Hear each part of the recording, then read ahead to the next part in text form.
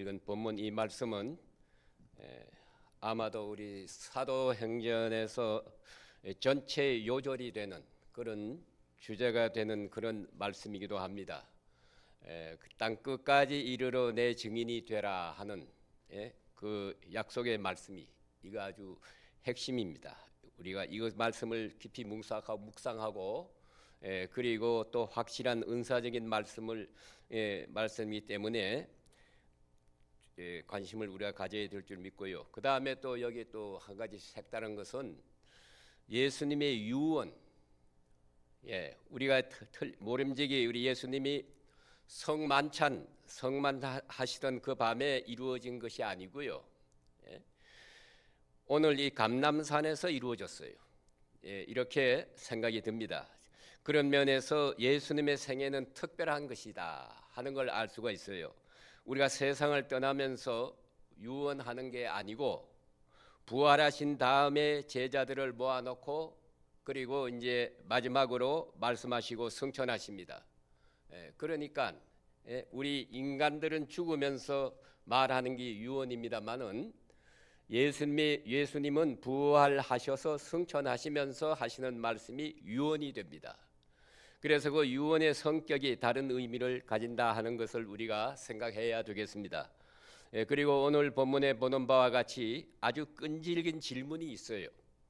이스라엘 나라를 회복하심이 이때니까 하는 그 질문. 이거는 정말로 모든 우리 인간에게 있는 질문이기도 하고 또한 예수님의 제자들의 마음 속에 어쩌면 하루도 잊을 수 없는 그런 질문이다 볼 수가 있어요.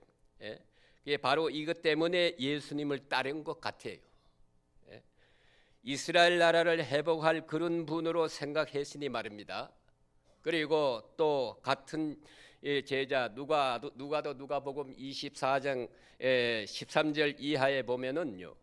그 엠마오로 가는 제자들이 예수가 십자가에 돌아가셨다. 그 십자가에 돌아가셨다고 하는 그 사실을 알고 이제 고향으로 이제 돌아가면서 하는 말입니다. 그 예수님이 이스라엘을 회복할 거라고 믿었는데 이스라엘을 회복하리라고 믿었는데 십자가에 죽으셨다.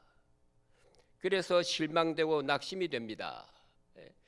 그렇게 아주 훌륭한 분, 그렇게 좋은 분, 그렇게 능력이 있는 분이 그렇게도 인기가 높은 분인데 왜 그가 그렇게 조용하게 십자가에 죽었었는지 그거 알 수가 없습니다. 그래 슬픈 낯으로 엠마오로 돌아갔다 하는 그 제자의 모습을 볼 수가 있습니다. 그리고 오늘 본문에 이와 똑같은 맥락이에요. 똑같은 맥락에서 이스라엘 나라를 회복하심이 이때입니까? 똑같은 질문을 하고 똑같은 걱정을 하는 거예요. 그래서 때에 대해서 물어봅니다. 즉각적으로 물어보잖아요. 지금입니까? 예수님이 역사하실 줄 알았는데 십자가에 돌아가셔서 실망했습니다. 이제 부활하셨으니 지금입니까? 우리는요 언제나 지금을 생각합니다. 특별히 나의 경험 속에서 또 나의 생애 속에서 이루어지기를 바라잖아요. 그래서 가끔 우리가 소원 하나가 있는데 나 죽기 전에 주님 재림했으면 좋겠다. 그러니까 나에다 기준하고 나에다가 내 시계에다 맞추려고 하는 거예요. 그래서 내 생애 안에 주님이 왔으면 좋겠다. 이때입니까? 그 때를 자기 기준의 생각에 기준하고 거기에서 얘기하는 것이라고요. 그러니까 이스라엘 나라를 회복하심이 하는 이 말은 그건 그 이스라엘 민족에 해당되는 얘기예요. 우리가 일제 시대에 일본 식민지 있었지 않습니까? 그와 마찬가지예요. 사실은 로마 사람들이 와가지고 지금 점령하고 있거든요. 매일같이 로마 사람을 보지요. 엄격한 의미에서 종교라든가 정치, 경제, 문화 모든 것이 최악의 상태에 있었어요. 그러니까 많은 역사가들의 말에 의하면은 예수님이 세상에 오셨을 때에는 베들레헴을 중심해서 생각해 보면은 이스라엘 나라가 가장 비참한 때였다. 예. 그때 예수님이 오셨어요. 그런 거로 이스라엘 사람들의 마음 속에는 이스라엘의 회복을 생각합니다. 예.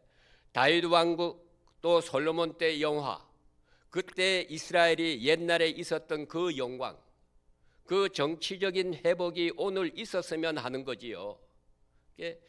언제나 우리도 좀 호령하면서 그렇게 살아볼 수 없을까? 예? 로마 사람이 와서 예루살렘 이스라엘을 제멋대로 밟고 지나다니고 있는데 정말로 보기 싫어 못 살겠어요. 예? 저 사람들을 좀 물리치고 우리가 영광을 좀 누릴 뿐만 아니라 우리도 다른 나라를 좀 쳐들어가서 대제국의 그런 영광을 누리는 그런 때가 언제 없을까? 예? 그럴 때가 있었거든요, 옛날에. 그러니까 그때의 정치적 혁명, 그때의 그 정치적인 영광을 기다리고 있는 것입니다. 그래서 이스라엘 나라를 회복할 때가 이때입니까? 이에 대해서 예수께서 지금 대답하십니다. 그 때와 기한은 너희 알 바가 아니요. 참 중요한 말씀입니다. 여기서 우리가 전적 수락할 필요가 있어요. 주님이 말씀하시면 너희 알 바가 아니요 하면 알았습니다. 그 마음이 필요해요. 그 믿음이 필요합니다. 알 바가 아니라고 했는데 아니요. 조금 더 말 좀 해주세요. 조금 더 알아야겠습니다. 꼭 알아야 되겠습니다. 이러고 고집한다면은 이게 뭔가 지금 가르쳐 달라고 떼들고 이러면 그거는 물어볼 질문이 못 되지요. 여러분 생각해 보세요. 죄송하지만 우리가 죽을 날을 모르는 것이 좋잖아요. 대충 언제쯤 가겠다 하는 것은 알고 있어요. 알고 있지만은 그건 각자가 다 알만한 일이고 그렇게 하고 살면 좋겠는데 이걸 매월 며칠 몇 시에 이게 정해져 놓았다 합시다. 그러면 우리가 어떻게 살아요? 불안해서 못 삽니다. 그렇기 때문에 알 바가 아니다 할 때는 아 그렇습니까? 아멘 하고 받아들여야 돼요. 그러니까 하나님의 세계를 우리가 다 알려고 하면은 안 됩니다. 그래서 내 수준에 맞추려고 해도 안 돼요. 하나님의 뜻은 하나님의 뜻대로 이루어지는 겁니다. 그래서 그 뜻 안에서 내 뜻을 이루어 가야 할 것입니다. 그런데 이건 내 문제가 아니고 네 문제가 아니다 하면 그렇습니다. 그러면 그만이에요. 그런데 굳이 알겠다 하는 분이 있거든요. 그랬다가 많은 시험에 빠집니다. 우리 기독교 2000년 역사를 돌이켜 봐도요. 주님 재림 날짜를 알라고 미리 알라고 그래가지고 몇 월 며칠 주님이 오신다 이래가지고 그거 따라다니다가 아주 망한 사람들이 많아요. 왜 그렇게 알라고 애씁니까? 그거 우리가 알 수가 없지요. 그러니까 너희 알 바가 아니요 했으면 그렇습니까? 받아들이는 거 이거 아주 중요합니다. 그건 알 필요 없습니다. 이제 보세요. 가끔 우리가 물어봅니다. 많은 가정 예령에서 통일이 언제 됩니까? 통일시켜 주세요. 이거 사실 생각해 보세요. 통일 우리가 언제 된지 어떻게 알아요? 그런데 우리가 기도회 같은 데 모임에 가보면 나라 민족을 위해 통일을 위해서 기도합니다. 그 기도하는 내용을 들어보면요. 하나님 빨리 통일시켜 주세요. 이렇게 기도해요. 그런데 통일을 위해서 내가 해야 할 일이 무엇입니까? 이게 바른 기도예요. 우리가 지금 통일만 무조건 된다고 되는 일이 아니잖아요. 통일을 했을 때 우리가 맞이할 준비할 자세가 돼 있어요. 그 준비를 우리가 해야 돼요. 그 준비를 우리가 하게 해주세요. 이렇게 기도하면 그 아주 정확한 좋은 기도인데 무조건 통일시켜 달라고 그렇게 하면 그건 하나님이 하는 일 우리가 알 바가 아니잖아요. 그와 똑같은 것입니다. 그래서 그 다음에 오늘 본문에 이게 보니까 알 바야 아니고 성령이 너희에게 임하면 권능을 받을 것이다. 이게 중요한 거예요. 그리고 땅 끝까지 이르러 내 증인이 되리라 그랬어요. 증인이다가 아닙니다. 그거 잘 보셔야 돼요. 증인이 되리라 하는 말. 성경에 사실 증인이다 하는 말이 없어요. 마가복음 16장 15절에 보면은 비슷한 말씀이 있습니다. 온 천하에 가서 복음을 전파하라. 그런 말씀은 있어요. 예. 그런데 증인이다 하는 말은 없어요. 증인이 될 수가 없습니다. 왜 그러냐 하면은요. 예? 이 증인은 봐야 돼. 증거를 봐야 되잖아요. 예? 그러니까 여러분 재판장에 가서 한번 재판하는 과정을 보세요. 증인을 세워놓고 보았느냐? 보았습니다. 예? 그 자리에 있었느냐? 있었습니다. 예? 그 무슨 소리를 들었냐? 들었습니다. 경험한 것 가지고 자기 경험한 것만 말하는 거예요. 경험 없이 우리가 증거를 어떻게 하겠습니까? 그렇기 때문에 이 증언이라는 건 적어도 3가지 정도의 요건이 우리에게 있어야 돼요. 그 첫째가 뭐냐면 경험을 해야 됩니다. 경험해야 되지요. 그 다음에 2번째는 용기가 있어야 돼요. 예? 사실을 사실대로 말할 용기가 있어야 됩니다. 그리고 마지막 하나는 내가 위하여 증거하는 그분을 사랑해야 돼요. 예? 예. 그분을 위해서 사실을 말하고 그 다음에 오는 그 후속 결과에 대해서 책임을 내가 지는 겁니다. 예? 내 말에 책임을 져야 돼요. 내가 이 때문에 죽어도 좋고 불이익을 당해도 좋고 그런 용기와 내가 나 위에 증거하는 분 그분을 내가 사랑합니다. 내가 위에 증거하는 분과 나는 똑같이 같은 공동 운명을 내가 가지겠습니다. 아주 각오를 그렇게 해야 되거든요. 저가 죽으면 나도 죽어요. 저가 손해보는 것만큼 나도 손해봐야 돼요. 그러니까 용기를 가지고 증인이 되는 것입니다. 그러면 권능을 얻어야지요. 이 성령을 받아야지요. 문제는 여기 있습니다. 성령 받지 않고 증인 되려고 하니까 문제가 되는 거예요. 그래서 결국은 뭘 가지고 증인 되리라 자기 말만 하는 거지. 자기 의견대로 얘기하고 자기 높이는 소리만 하고 이 문제가 되는 겁니다. 그렇기 때문에 성령 받은 바를 증거하는 거예요. 성령을 통해서 얻은 권능을 증거하는 겁니다. 그러니까 그리고야 증인이 될 수가 있어요. 이미 다 경험을 했는데 이제 증인의 용기가 없어요. 다 봤어요. 제자들이 예수가 함께 살고 다 봤어. 부활하는 거 다 봤어. 그런데 예수와 죽을 마음이 없어요. 왜 그래요? 성령이 임하지 않았기 때문에, 못 받았기 때문에. 그래서 어제 성령을 기다리라 그랬잖아요. 그래서 너무 소중하니까 그래서 증인이란 뭐냐? 먼저 본대로 말하는 것이고요. 둘째는 본대로 사는 것이다. 그 다음에 그대로 죽는 거요. 그러니까 부활의 증인은 뭐냐? 순교입니다. 그러니까 예수 부활을 보았다고 하면서 순교를 두려워한다면은 그건 증인이 될 수가 없지요. 그래서 예수 부활을 보았고 확실하다고 할 때 부활의 증인은 곧 담대하게 죽는 겁니다. 그러니까 죽는다는 이 말은 죽음으로 증거한다는 얘기지요. 그게 증거입니다. 땅 끝까지 이르러 내 증인이 되리라. 성령을 받으면 성령을 인해서 권능을 받으면은 증인이 되리라. 너희들이 다 나와 함께 3년을 지내지 않았느냐? 또 모든 것을 보고 모든 말씀을 다 듣지 않았느냐?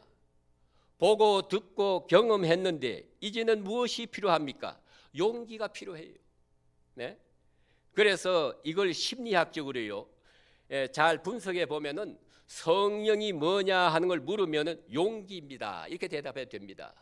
용기, 담력.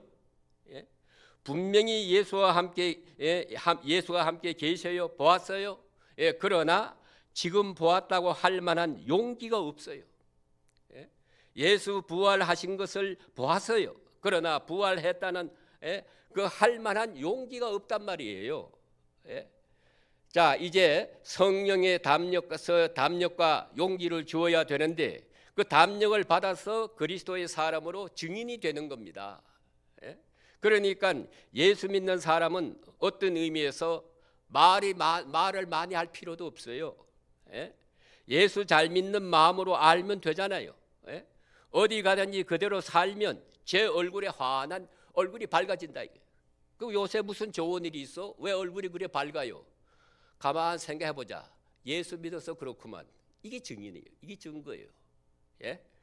그러니까 우리 믿는 사람은 성령을 받아서 주님께서 역사하시는 그리스도적 성품이, 그리스도적 가치관이 나타나는 겁니다. 그리고 살아가면은 그대로가 증인이 되는 거예요. 말하면 말이 증거가 되고, 웃으면 웃음이 증거가 되고, 형통하면 형통이 증거가 되고요. 그리고 우리는 다 그리스도 마음으로 성령의 감동을 받아서 살면은 그 자체가 증인이 되는 것이에요. 그렇기 때문에 성령 꼭 받아야 된다. 그래서 기다리라. 쪼르지 말고 기다려. 때가 되면 주님이 바람 같은 성령을 불어내줄 것이다. 그 기다리는 거예요. 그 성령을 받으면 용기와 담력이 생겨서 오늘 또 우리 그리스도 나의 구주입니다. 나의 생명의 주입니다. 이렇게 담대하게 외치고 다닐 수 있다고 말이에요. 그게 내 속에 살아있는 생명력, 예수님 생명이 함께하는 증거입니다. 오늘도 여러분들 주님과 함께해서 그리스도의 증인의 사명을 우리가 감당하는 그런 성도들이 되시기를 주의 이름으로 축원합니다. 기도드리겠습니다.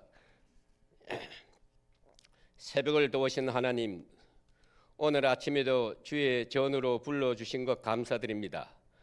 찬송하며 하루를 시작하게 하신 것 감사합니다. 주여, 하루 종일 찬송하며 새로워지게 하옵소서. 기도하면서 하루를 시작하오니 하루 종일 기도하는 마음으로 살고 기도 응답으로 살게 하여 주시옵소서. 주의 성령이 강하게 역사하게 하시고 이 말씀 속에 내가 어떤 존재인가를 알게 하시고 내가 해야 할 일이 무엇인지 알게 하시고 말씀 가운데 깨달음으로 은혜로 충만해서 그 충만함으로 거친 세상을 이길 수 있게 하시고 어두운 세상에서도 밝은 빛을 보며 살게 하여 주시옵소서. 아무 쓸모없는 존재 같지만은 가장 소중하게 쓰여지는 하루가 되게 하여 주시옵소서. 주여, 교회를 섬길 때마다 즐거운 마음으로 섬기고 주님과 나 사이에만 아는 그런 감격과 기쁨으로 그렇게 하루를 살아가게 하여 주시옵소서. 오늘도 우리 모든 성도들을 함께해 주시고 또 목사님 수련 일정도 오늘께서 그대로 계획대로 잘 진행될 수 있도록 인도해 주시옵소서. 그리고 우리가 또 최갑선 우리 사랑하는 성도님 이 시간에 또 귀한 예물을 주 앞에 드렸사오니 하나님께서 이 예물을 율납해 주시고 이 모든 형평사정을 주님 잘 아십니다. 무엇보다도 하늘의 신령한 은혜를 더해 주셔서 이 어려운 모든 난관을 잘 믿음으로 극복하며 승리하는 그래야 주 앞에 영광 돌리는 그러한 심령 그런 가정으로 축복해 주시옵소서. 모든 것을 주께 감사하고 예수님의 이름으로 간절히 감사하며 기도합나이다. 아멘.